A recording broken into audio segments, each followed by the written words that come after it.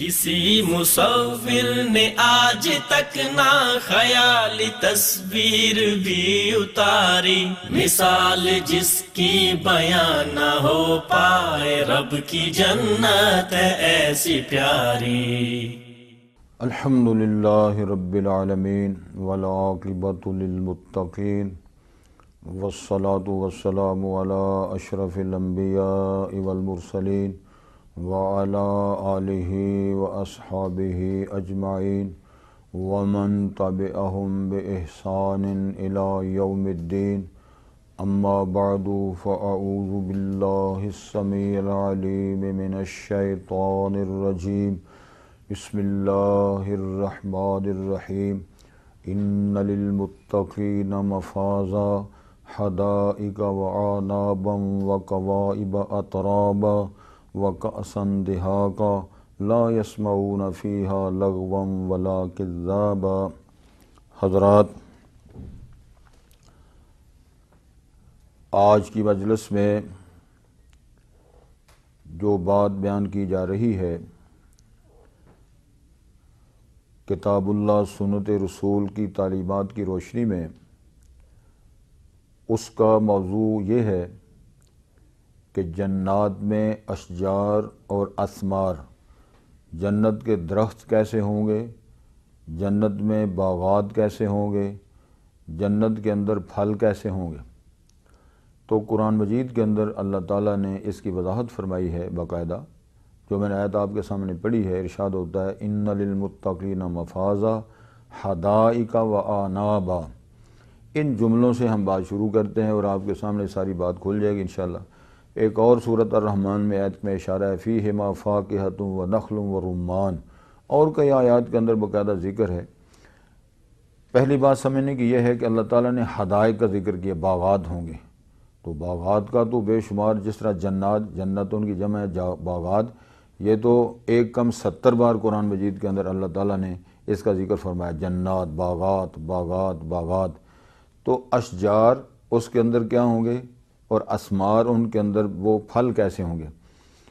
رسول اللہ صلی اللہ علیہ وسلم نے باقاعدہ اس کی وضاحت فرمائی ہے۔ پہلے ہم قرآن مجید کی بات سمجھتے ہیں، اس کے اندر کیا لکھا ہوا ہے۔ اللہ ارشاد فرماتے ہیں وَلَهُمْ فِيهَا أَزْوَاجٌ مُطَهَّرَةٌ وَهُمْ فِيهَا خَالِدُونَ، یہ ان کے لیے بیویاں ہوں گی، گھروں کی یہ بات فرما دی۔ پھر اللہ تعالیٰ ارشاد فرماتے ہیں ان کے لیے ہر طرح کے پھل ہوں گے۔ ہر طرح کے پھلوں کا ذکر ہے کہ پھل ایک قسم کا نہیں، خاص طور پر قرآن مجید کے اندر جو بات بیان فرمائی گئی ہے اشجار کے حوالے سے، جس میں بیری کا ذکر ہے، بیری کے درخت ہوں گے، کانٹے نہیں ہوں گے۔ جس میں کھجوروں کا ذکر ہے، کھجوروں کے باغات ہوں گے، انگوروں کے باغات ہوں گے، کھجوروں کے باغات، انگوروں کے باغ ہوں گے۔ آپ اندازہ فرمائیں، انار ہوگا، انگور ہوں گے، کھجوریں ہوں گی، سیب ہوں گے۔ یہ تذکرے ہیں باقاعدہ قرآن مجید کے اندر۔ یہ باغات ہوں گے، اشجار ہوں، بڑے بڑے درخت ہوں۔ ایک ایک درخت کے بارے میں امام الانبیاء نبی مکرم صلی اللہ علیہ وسلم بیان فرمایا کہ 100 سال گھوڑا چلتا رہے تو اس کا ایک سایہ درخت کا ختم نہیں ہوگا۔ سایہ کی وضاحت تو ہوگی، اللہ کا عرش کا سایہ ہوگا، باقی کوئی سورج کا سایہ نہیں، دن والا معاملہ نہیں ہے۔ تو وہ اتنا بڑا درخت ہوگا۔ پھر صحابہ کرام نے پوچھا اللہ کے رسول صلی اللہ علیہ وسلم وہ درخت کس شے کا ہوگا؟ نبی علیہ السلام نے فرمایا کہ اس کے تنے سونے کے اور اس کی شاخیں جو ہیں وہ چاندی کی ہوں گی۔ بعض حدیث کے اندر ذکر آتا ہے کہ جو کھجوریں بعض ایسی ہوں گی کہ سبز رنگ کے زمرد کے ان کے تنے ہوں گے، اور شاخیں جو ان کی سونے کی ہوں گی، سرخ رنگ کے سونے کی شاخیں ہوں گی، اور وہ اتنا بڑا درخت ہوگا۔ رسول اللہ صلی اللہ علیہ وسلم ایک حدیث کے اندر وضاحت ہے، آپ نے ارشاد فرمایا وہ کھجور اتنی بڑی ہوگی جتنا مٹکا ہوتا ہے، اور وہ مٹکے کے برابر ایک کھجور ہوگی، اور وہ کھجور اتنی میٹھی ہوگی کہ جس طرح شہد ہوتا ہے، سفید اتنی ہوگی جس طرح دودھ ہوتا ہے، اور وہ ملائم اتنا ہوگی جس طرح مکھن ہوتا ہے۔ اور پھر لطف کی بات یہ ہے، من کل ثمرات کی وضاحت کرتے ہوئے رسالت مآب علیہ الصلوۃ والسلام کی حدیث ہے، آپ نے ارشاد فرمایا کہ جنت کے پھلوں میں کوئی گٹھلی نہیں ہوگی، گٹھلی کے بغیر، اور ہر موسم کا ہر پھل ہر وقت میسر ہوگا۔ اور جب کبھی کوئی چاہے گا کہ میں فلانا پھل، اس کے ذہن میں بات آئے گی، تصور آئے گا، تو وہ پھلوں کی ٹہنیاں جھک کر ان اہل جنت کے سامنے ہوں گی۔ اشجار کی بات آتی ہے، حضرت صاحب وہ درخت کتنے خوبصورت ہوں گے، کس کے شے کے درخت ہوں گے، سونا چاندی اور زمرد کے علاوہ کسی چیز کا ذکر نہیں ہے۔ لیکن میرا رب قادر ہے۔ جب یہ باغات ہوں گے تو ظاہر یہ تو باغات اپنے طور پہ ان کے ساتھ بھی لگا ہوا کہ یہ زمرد کے ان کے تنے ہوں گے، شاخیں چاندی کی ہوں گی۔ سونے چاندی کے پیچھے پڑے ہوئے ہیں لوگ، ہم تم جیسے سارے لوگ کہتے ہیں کہ چاندی، سونا، پیسہ، درم، دینار۔ رب السماوات والارض نے ارشاد فرمایا دنیا میں تھوڑی ساری زندگی مختصر گزارو، اس کے ساری جتنی تعلیمات دی جا رہی ہیں اس میں ساری ترغیبات ہیں۔ وہ جنات ہے کیسی ہوں گی، باغات کیسے ہوں گے، محل کیسے ہوں گے، دروازے کیسے ہوں گے، خیمے کیسے ہوں گی، گھر والیاں کیسی ہوں گی، پھر اس ماحول کا تذکرہ ہے، وہ ماحول کیسا ہوگا، وہ باغات کے اندر درخت کیسے ہوں گے، پھل کیسے ہوں گے۔ رسول اللہ صلی اللہ علیہ وسلم کی پاک زبان سے یہ بیان کردہ ساری باتیں، زمرد، یاقوت، مرجان اور یہ ساری شاخیں ان درختوں کی، ایسے ایسے خوبصورت درخت کہ نبی مکرم صلی اللہ علیہ وسلم نے ارشاد فرمایا کسی آنکھ نے کبھی دیکھے نہیں ہیں، دنیا کے اندر اس کا تصور نہیں ہے۔ یہ درخت بھی اور ان کے پھل بھی، اور پھلوں کی باتیں ہیں، کھجوروں گوروں کے سارے سلسلے۔ اس کے متعلقہ رسالت مآب علیہ الصلوۃ والسلام نے فرمایا وہ خوش ہے جو جنت گئے ہیں۔ صرف وضاحت آتی ہے، صرف آپ کو انگور کا تصور یا انار کا تصور یا سیب کا تصور یا کیلے کا تصور تو ہوگا جو آپ نے دنیا میں دیکھا ہوگا، لیکن اس کی مقدار، اس کا حجم، اس کی لذت، اس کا ذائقہ اور اس کی تاثیر یہ آج تک کائنات کے اندر وہ ہے ہی نہیں ہے، نہ کسی نے دیکھا، نہ کسی نے سنا، نہ کسی نے بیان کیا، نہ ہو سکتا ہے، نہ ممکن ہے۔ رسول اکرم صلی اللہ علیہ وسلم نے ارشاد فرمایا جنت کا ایک خوشہ اگر توڑ کے دنیا میں رکھ دیا جائے تو ساری دنیا قیامت تک کھاتی رہے تو ایک خوشہ نہیں ختم ہوگا۔ ظاہر ہے جب یہ بات بیان کی جاتی ہے تو ظاہر ہے جو اپنی عقل کے ساتھ اپنے معاملات کو حل کرتے ہیں وہ سمجھتے ہیں کہ میں بڑا ذہین ہوں، میں بڑا عقل مند ہوں، میرے پاس بڑی ڈگری ہیں، تو وہ قطعی طور پر ماننے کے لیے تیار نہیں ہوگا۔ تو میں اسی لیے یہ دعوت میں سب سے بڑا حصہ ہے، ظاہر ہے جب یہ نتیجہ نکلنا ہے تو ایمان عمل کی بنیاد میں نکلنا ہے۔ جس بندے نے اللہ پر یقین، رسول پر یقین، قرآن پر یقین، رسالت مآب کی تعلیم پر یقین ہی نہیں رکھا، اس بندے کو کیا جنت ملے گی، کیا حور ملے گی، کیا اس کو باغات اور کیا پھل ملیں گے۔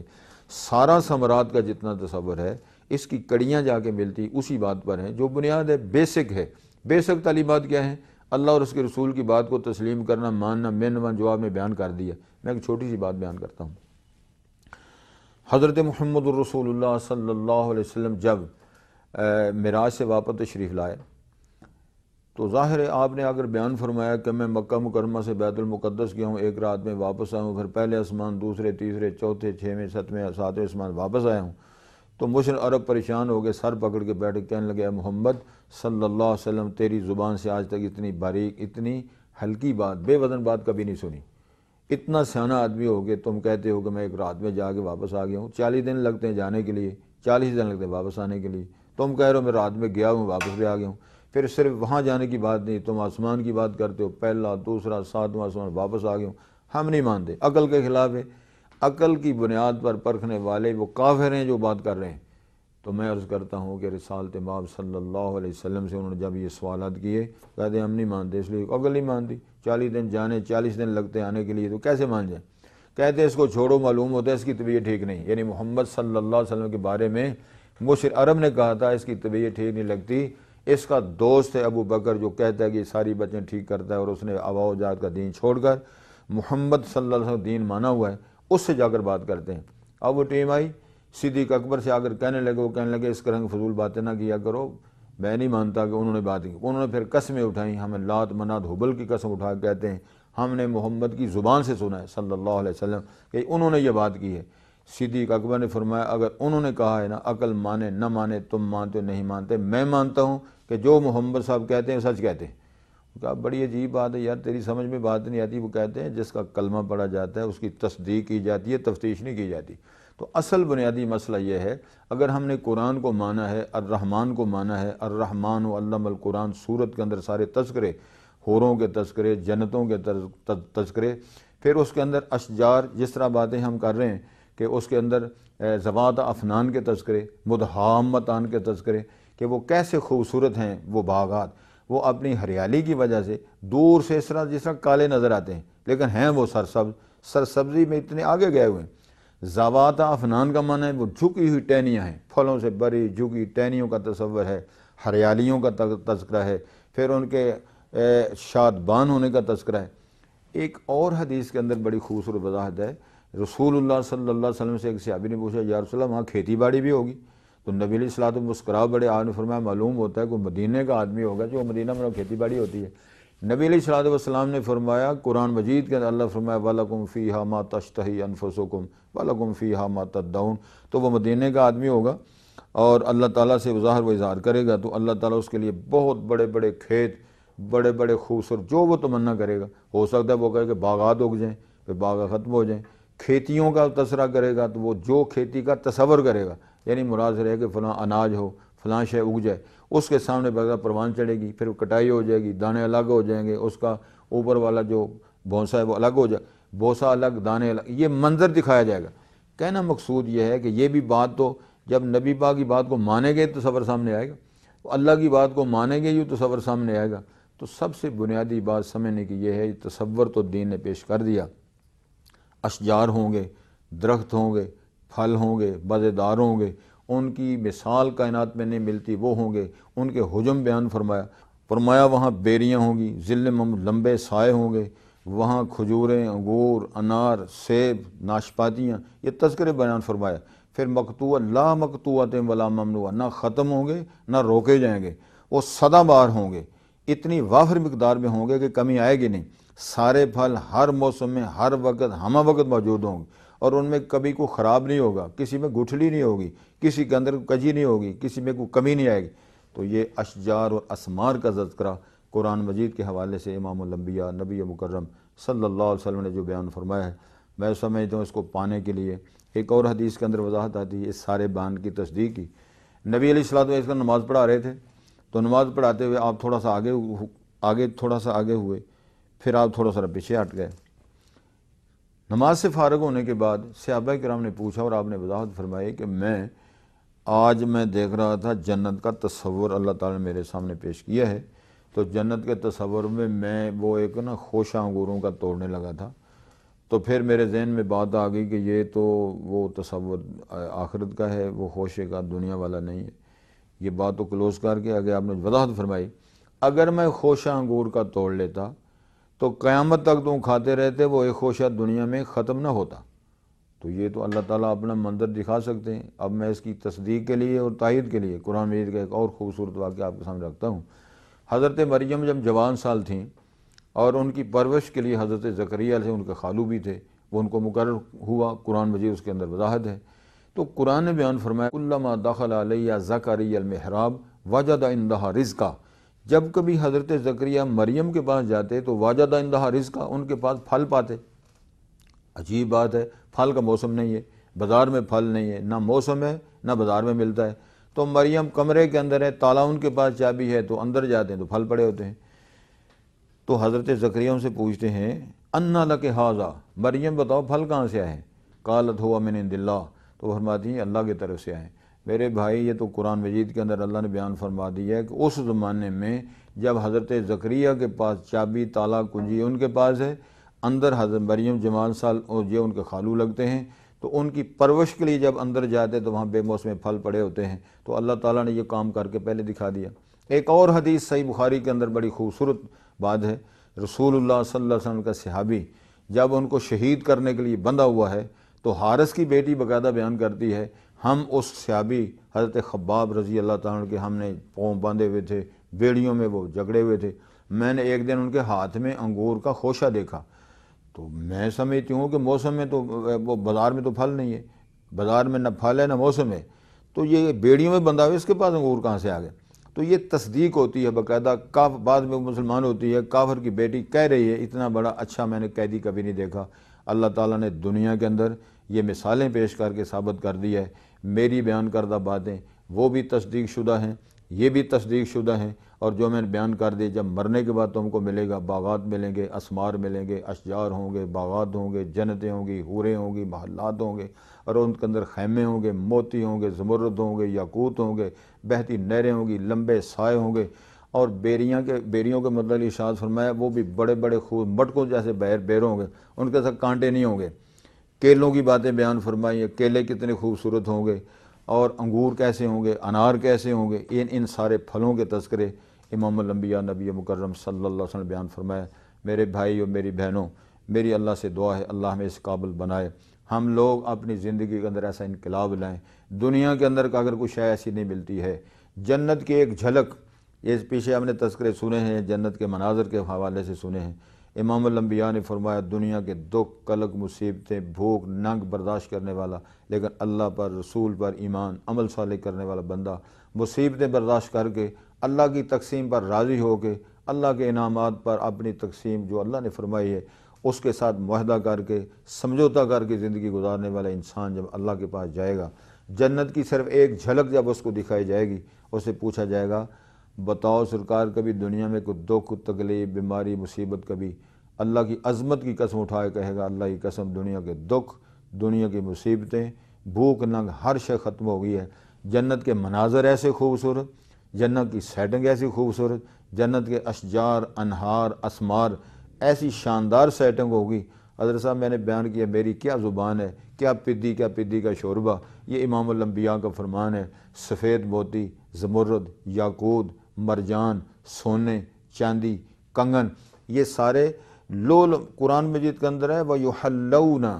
ان کو زیور بھی پہنائے جائیں گے، سبحان اللہ۔ تو یہ ساری باتیں اللہ تعالیٰ نے بیان فرما دی ہیں، جہاں یہ ساری نعمتیں ملیں گی، جہاں یہ باغات ہوں گے، جہاں اشجار ہوں گے، اسمار ہوں گے، خوبصورت لباس بھی ہوں گے۔ سونے چاندی کی باتیں اس کے پیچھے ٹکرے مارتی پھرتی دنیا، اللہ فرماتے ہیں میں نے رول کر دوں گا، سونے چاندی کی اینٹوں کے محل بنے ہوئے ہوں گے، اور موتی اور زمرد اور یاقوت اور کستوری اور یہ سارے سلسلے اللہ نے بیان فرما دیا ہے۔ اور میرا ایمان ہے کہ اہل ایمان باقاعدہ ایمان رکھتے ہیں، وہ ہر بات کو مانتے ہیں، اللہ کو اللہ مانتے ہیں، رسول کو رسول مانتے ہیں۔ کسی نے کہا تھا اللہ ہے اللہ، پیغمبر ہے پیغمبر، ہم فرق رسول اور خدا کرتے رہیں گے، ہم اللہ کی حمد و ثنا کرتے رہیں گے۔ اللہ کی بات کو مانتے ہیں، رسالت مآب کی بات کو مانتے ہیں، اللہ کا کہنا مانتے ہیں، اللہ کے رسول کا کہنا مانتے ہیں، اللہ نے جو وضاحت فرما دی اس پر ہمارا ایمان ہے، جو رسالت مآب نے بیان فرمایا اس پر ہمارا ایمان ہے۔ اور یقینی خبر ہے، کوئی قصہ نہیں، ٹمپریری بات نہیں، جزوی بات نہیں، اور یہ کوئی ہنگامی بات نہیں، کوئی جذبات میں فن خطابت کی بات ہوگی وہاں یہ ملے گا۔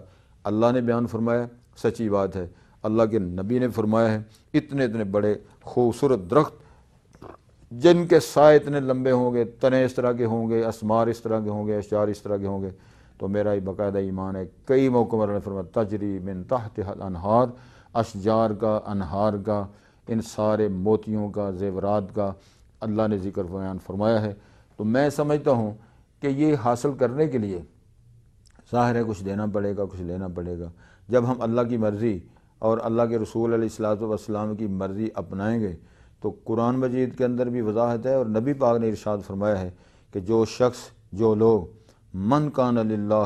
کان اللہ لہ، جو لوگ آج اللہ کی مرضی، اللہ کی اطاعت، اللہ کا پروٹوکول، اللہ کی رضا کے مطابق کرتے ہیں، پھر اللہ تعالیٰ خدا بندے سے خود پوچھے گا بتا تیری رضا کیا ہے، تو کیا چاہتا ہے؟ وَلَكُمْ فِيهَا مَا تَشْتَهِي أَنفُسُكُمْ وَلَكُمْ فِيهَا مَا تَدَّعُونَ۔ نتیجہ پھر وہی ہے، کامیابی اور کامرانی، فوز مبین اور جو کامرانی ہے اس کی بنیاد پہ جو صلہ ملنے والا ہے، اس صلے میں یہ جو خوبصورت ہم نے سارا سیٹ اپ آپ کے سامنے پیش کیا ہے، ان باغات کا، ان محلات کا، ان خیموں کا، اس کے اندر پہ درختوں کا، اس درختوں میں اندر پھلدار درختوں کا، پھلوں کی مٹھاس کا، پھلوں کی خوبصورتی کا، پھلوں کی جنسوں کا، اور ان کی مقدار کا، ان کے دوام کا، ان کی ہمیشگی کا، یہ سارا ذکر کتاب و سنت کے اندر موجود ہے۔ میں یہ سمجھتا ہوں جو لوگ اللہ اور اس کے رسول کی بات کو مانتے ہیں، قرآن مقدس کی تعلیمات کو جانتے ہیں، رسول اللہ صلی اللہ علیہ وسلم کی وضاحتیں جو آپ نے ارشاد فرمائی ہیں، جو ان پر ایمان رکھتے ہیں،